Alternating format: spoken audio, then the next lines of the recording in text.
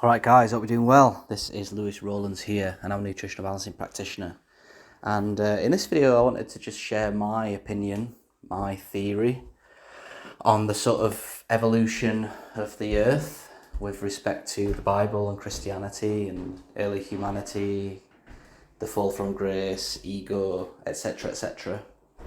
It's took me a while to sort of iron out my own personal beliefs and opinions. That's why I'm sort of fairly confident in doing this video, because I don't think it's going to change anytime soon. That's what I always like to do in my videos, actually, is I'm never comfortable in making a video unless I'm really comfortable that I've sort of overcome that particular problem of mine, or my theory and opinions quite deeply rooted. So this is one that it's took me a while to sift through, but I feel it resonates quite well with me. So so let's, the Book of Eden, the start of the fall from grace. It's said in the Book of Genesis that God created the earth in 7 days, and after that he sort of made man and Adam and Eve from the earth and told them about some rules. And then they broke the rules and sinned, and the rest is history.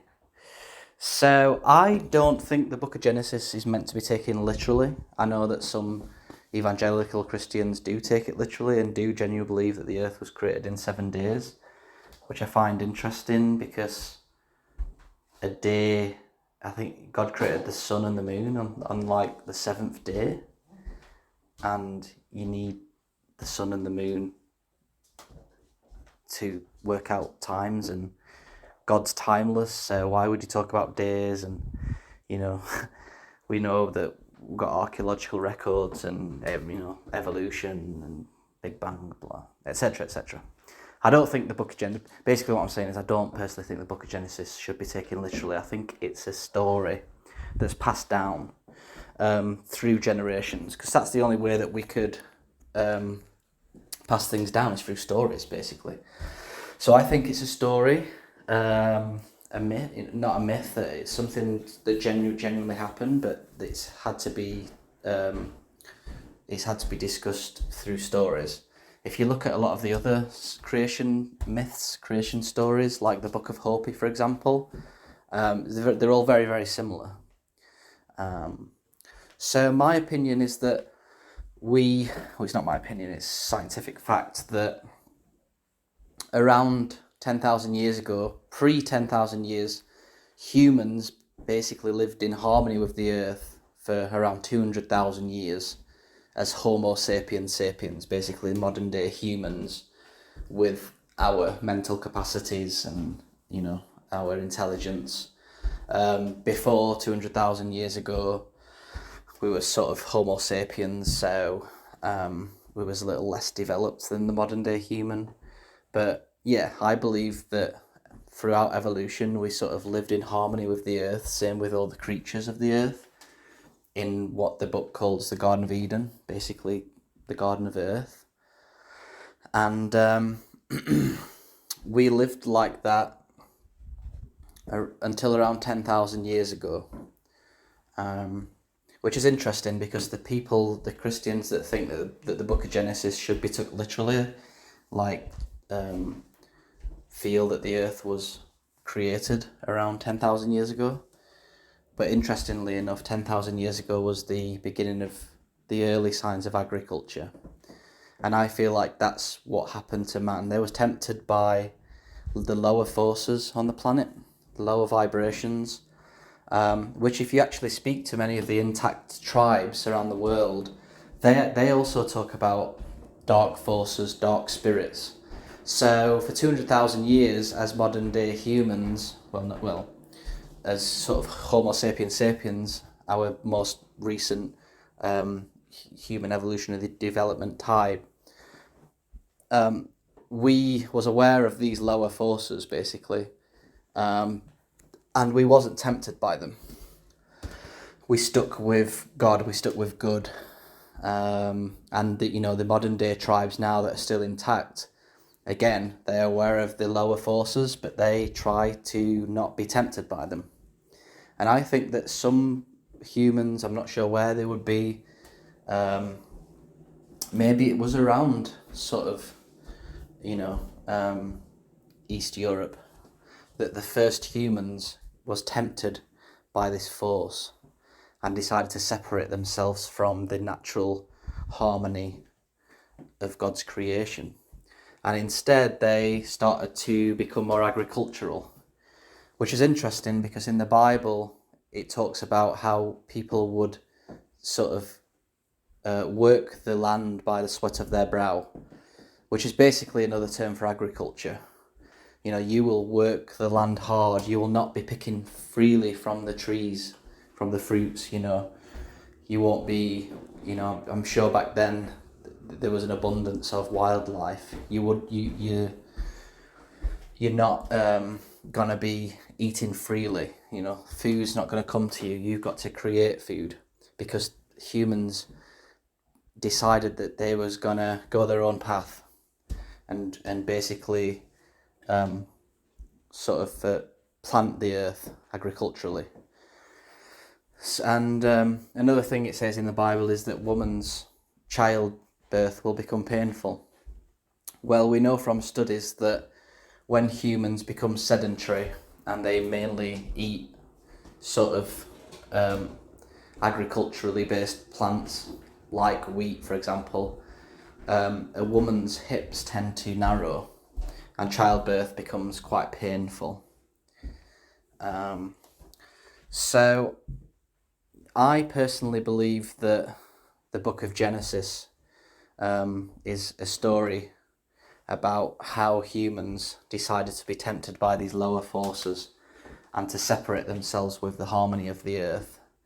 When it talks about, and then they saw that they was naked and so sewed fig leaves together to cover themselves up. That's basically where the ego comes in, the human ego. Before that, we lived ecocentrically or soul-centrically. We lived from an ecological state. We lived from a soul-centered state. We was naked. We was part of all of the animals. We're naked too. But then we decided that, oh, hold on a minute. I think we're God, and we know how to live our lives, and we know how to find our food. And we must be separate, so we need to clothe ourselves. We're not part of this system anymore. And once that happens, and these early humans don't realise that what mistake they're making, and don't try and return to the Garden of Eden, then you just get a snowball effect. Where they have kids and they do agriculture and the agricultural land becomes bigger and, then some people separate and they end up forgetting their old ways of living in harmony with the earth. And then they go and create some agriculture somewhere and it just goes on and on and on and on and on for 10,000 years, basically, until we're in a position like we are now where you do see pockets of, tribal people living still intact and they're not being tempted by the lower forces. They're still living in harmony with the earth. So I think that's basically what the book of Genesis is all about. That's my opinion. But if you see it from that perspective, it then gives you a lot of understanding of knowledge about how to live in the future. And I'm not saying let's go and, run around naked in the woods, but it's about trying to return to that state in the modern world. And, when we're doing the program, really, when you think about it, we are trying to get back to that state. Eating, organic heirloom foods, trying to get out, staying away from EMFs, going in walks, oxygenating the body. All of this stuff basically is trying, sunning ourselves and, being under the heat of the infrared lights and stuff. I think that's, what the program's trying to do to a certain extent. And I think the only way to heal the earth, in my opinion, is to become more earth-centered, sort of modern earth communities. And the argument is, well, look what we've created. We can send rockets to the moon, and we can do all this amazing stuff. And why would we want to be running around in the jungle still? And my response to that is, if we was listening to God, maybe that we wouldn't be in that position. God would have evolved us into certain ways. We're all aware of the macabre, for example, on the program, and the macabre is basically a vehicle of light which allows advanced beings to travel around. Maybe that's what was God's plan. So our egos are saying, well, we can build space rockets and send them to Mars. We'd never do that if we were still living in the woods or whatever. But my argument is, well, no, I think if you was listen to God, God would have, developed, you'd have been doing something. You've been basically living the program and developing, and you may well have developed these vehicles of light, the macabres, where you was able to travel around freely. But that is in harmony with the earth in terms of not harming it. It's, much better than a rocket ship, for example. So that's my thoughts, and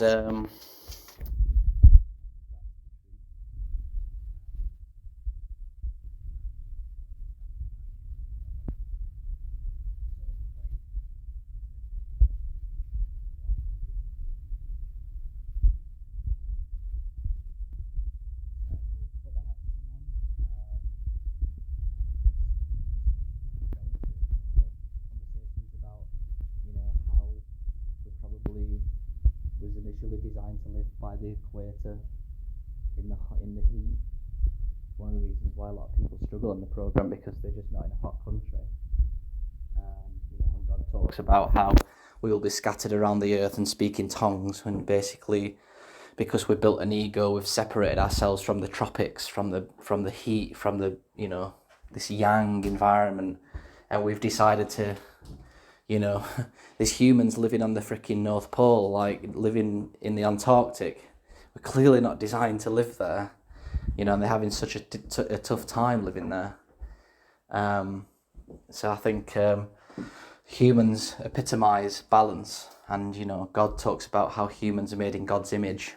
So we are like God, and I think because we epitomise balance, we are going to live sort of in the middle of the earth in terms of hemispheres, live around the equator. That makes sense to me. We don't fly in the air, and we don't crawl on the ground. We have sort of this middle ground where we can see the sky and feel the earth on our feet. So we epitomise balance. We are perfectly balanced between yin and yang.